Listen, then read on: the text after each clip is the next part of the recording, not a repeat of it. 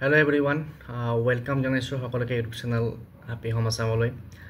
আজিৰ এই ভিডিঅ'টিত আমাৰ জিটিপি ৰিক্ৰুটমেণ্টৰ লগত ৰিলেটেড এটা টপিক আৰু যোৱা 25 জুলাইত গ্ৰেজুৱেট টিচাৰৰ কাৰণে সেকেণ্ডখন এলিজিবল কেণ্ডিডেটৰ লিষ্ট পাব্লিছ কৰিছিল ডিপাৰ্টমেণ্ট ডিৰেক্টৰেট অফ সেকেণ্ডাৰী এডুকেশ্যনৰ পৰা।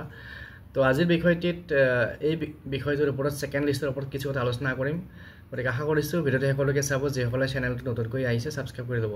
তো ইতিমধ্যে আপোনালোকে যোৱা 25 তাৰিখে এই লিষ্টখন দেখিছে আৰু ইয়াতে আমাৰ যিসকল কেণ্ডিডেটে সেকেণ্ড লিষ্টখনত সিট পাইছে বা সেকেণ্ড লিষ্টখনত নাম আহিছে তেওঁলোকৰ নামবিলাক ইয়াত আছে। তাৰ লগতে যিসকলে হিন্দী টিচাৰৰ কাৰণে কোৱালিফাই কৰিছে তেওঁলোকৰ নামো ইয়াত আছে। আৰু এই ডাটাখিনি যদি আমি ক্যালকুলেট কৰো, টোটাল আমাৰ ক্যান্ডিডেট ওলাই আমাৰ হিন্দী আৰু যি আমাৰ গ্ৰেজুৱেট টিচাৰ আৰ্টছ সায়েন্স তাৰ পিছত সংস্কৃত ম্যাথমেটিক্স ইয়াৰে সেকেন্ড লিষ্টৰ কাৰণে যিখিনি ক্যান্ডিডেট আছে সেইখিনি মিলাই পেলাই আমাৰ টোটাল ক্যান্ডিডেট হয় 1389 অৰ্থাৎ এই লিষ্টখনত 1389 জন ক্যান্ডিডেটৰ নাম আছে। আৰু ইয়াৰে ভিতৰত জিটি গ্ৰেজুৱেট টিচাৰৰ কাৰণে 747 আৰু আমাৰ জিটি হিন্দী কাৰণে যেটো 642 পোষ্ট আছিল, তো 642 পোষ্টে আমি ধৰিছো কাৰণ 1:1 হিচাপতে মাতিছে।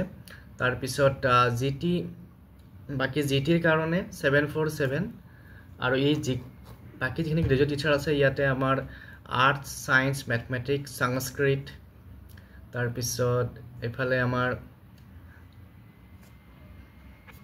জিটিৰ হিন্দী কাৰণে আছে 642। এতিয়া মোৰ মনত এটা প্ৰশ্ন আহিছে যে এই যে 1389 জন ক্যান্ডিডেট আছে তেওঁলোকৰ ভেৰিফিকেশন অহাকালিৰ পৰা আৰম্ভ হ'ব। এওঁলোক গোটেইবিলাকে ভেৰিফিকেশন আহিবনে নে ইয়াৰে কিছুমান ক্যান্ডিডেট এবসেন্ট থাকিব? কাৰণ কিয় ইয়াতে আমাৰ দুটা কন্ডিশন আছে।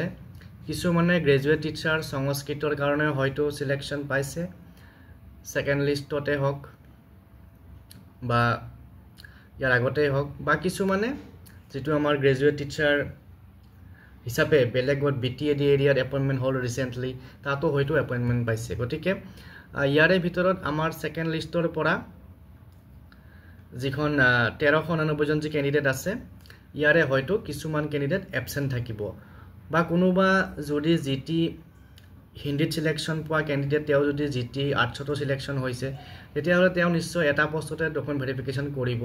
গতিকে তেনেকেও হয়তো কিছু ভ্যাকেন্সি বা কিছু ক্যান্ডিডেটৰ সংখ্যা কমিব পাৰে। আৰু এই ক্যান্ডিডেটৰ সংখ্যা যেতিয়া কমিব তেতিয়াই আমাৰ এখন থাৰ্ড মেৰিট লিষ্টৰ সম্ভাৱনা এটা আহি যায় আৰু হয়তো থাৰ্ড মেৰিট লিষ্ট এটা সময়ত প্ৰকাশ পাব। এয়া মোৰ ধাৰণা, হয়তো আপোনালোকেও কি হবে জনাব আৰু আপোনালোকৰ নিশ্চয় এটো বিশ্বাস যে থাৰ্ড মেৰিট লিষ্ট আহিব। কাৰণ কিয় সেকেন্ড লিষ্ট যদিও দিছে এই সেকেন্ড লিষ্টৰ ভিতৰত গোটেইবিলাক ক্যান্ডিডেটৰ ইয়াতে ডকুমেন্ট ভেৰিফিকেশন তেওঁলোকে নাহিব পাৰে।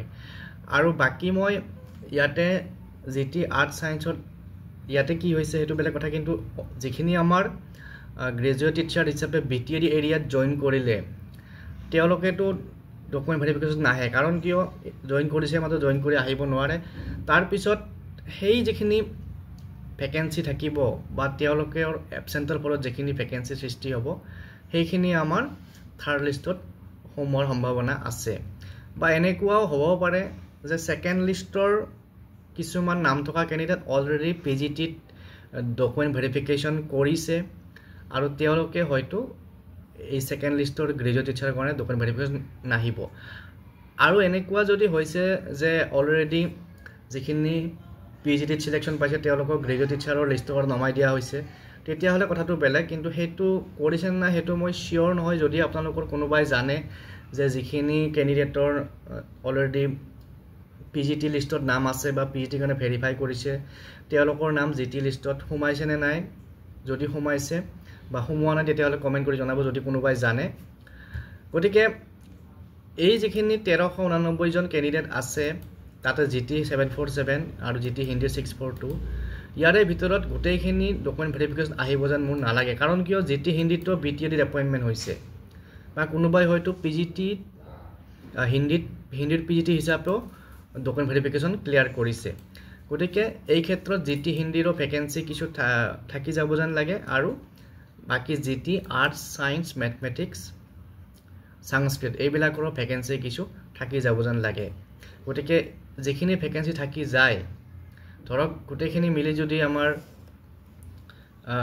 200 ভেকেঞ্চিও থাকি যায় তেতিয়াহ'লে নিশ্চয় তাৰে কাৰণে আকৌ থাৰ্ড মেৰিট লিষ্ট আহিব গতিকে আজিৰ এই ভিডিঅ'টিত এইখিনি কথা থুলমূলকৈ আলোচনা কৰিলোঁ পিছত আমি ডিটেইলছত আলোচনা কৰিম আপোনালোকৰ কি মন্তব্য জনাব আৰু ইমানতে শেষ কৰিছোঁ আজি ভিডিঅ'টো যিসকলে চেনেলটো নতুনকৈ আহিছে ছাবস্ক্ৰাইব কৰি ল'ব আৰু ভিডিঅ'টো শ্বেয়াৰ কৰি দিব ফ্ৰেণ্ডৰ মাজত থেংক ইউ